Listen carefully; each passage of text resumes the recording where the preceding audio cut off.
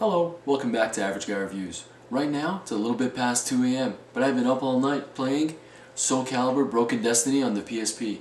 We'll be doing it first time today, and we'll be reviewing a PSP game. Hopefully, we'll bring you many more. Now, Soul Calibur Broken Destiny just recently came out. They claim it's not a port of the PS3 version, and it's a completely original game. So we'll see how it fares up on the PlayStation Portable. Stay tuned, and I hope you enjoyed this review. Before I start the review, I'd just like to inform you that all the footage is recorded through a live feed camera because the PSP can't connect to a capture card. Please comment on how this goes and I'd love to see your feedback. So now, let's start the review.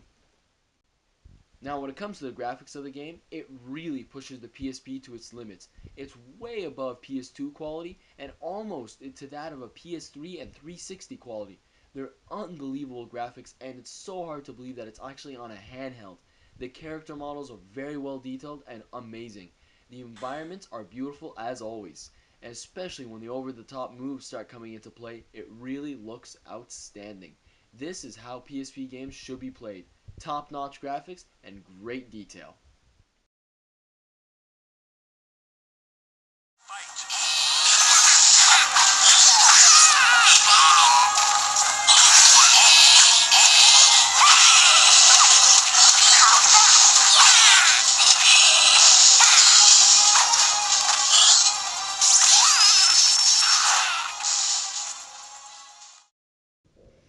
When it comes to the roster of characters, all of them are included.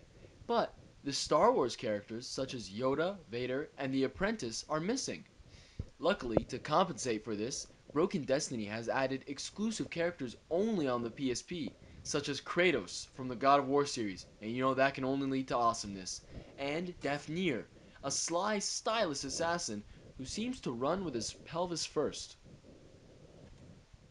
Fight! Yeah! Don't disappoint me! You'll die!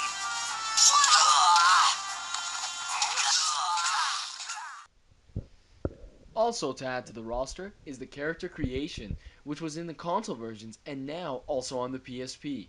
You'll notice that it is a bit less comprehensive than the console versions in that you can't change the build of your characters, whether you like them ridiculously built or skinny, and they all remain a standard size, or when you want to preview the gear, it doesn't show it to you until you select it, let it load in, and then select out, which can get pretty annoying fast. But the idea of having the character creation on the PSP is still great and can make the roster seem fresh every time. And also, it can get pretty creative at times. I don't like you. Battle 1. Fight!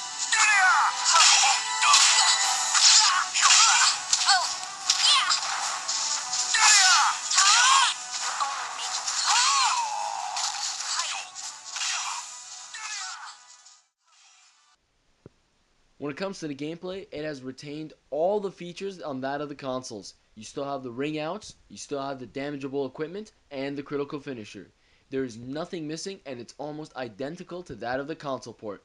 Just probably missing the analog stick or the L2R2, but past that, it's exactly the same and you even expect the same moves.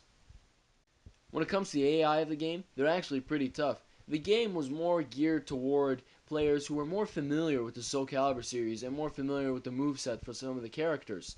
The AI is actually start off tough and only get harder from there. You could still probably make your way through if you mash some buttons, but there are some really difficult moments at times.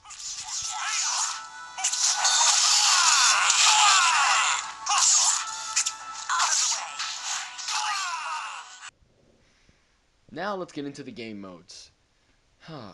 Sadly, here's where the positive ends about this game. You only have 4 modes to choose from.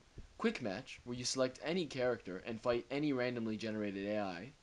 The Gauntlet, where you play various match variations where you have barely any health and you need to achieve a certain move to pass the level. Trials is where it's basically time attack and survival. And Versus mode. The sad thing about Versus is there's no true online and only ad hoc, so you can only play with friends who have the game and they're right in front of you. But the lack of facing someone in maybe Japan or the States can't happen here. There's no story in the game whatsoever, which is really disappointment because Namco mentioned an exclusive story and now it doesn't exist. Soul Calibur was all about the individual story of each character and why they want the sword. And now, it's not even there. It also would have been really cool to see what Kratos would have wanted to do with that sword. Another problem is all the characters are unlocked from the beginning. Some might look at this as a positive, but the problem with this is that there's no incentive to keep you playing the game longer than a couple of hours, seeing as how everything's unlocked, including some of the equipment in the game. There's some special things you can unlock, but most of it is all unlocked from the beginning. All the game modes feel repetitive really quick. Now, two souls are. Show me your strength. I'm not gonna.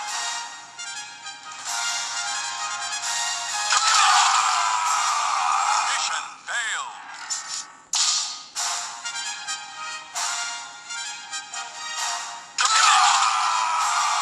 Mission failed.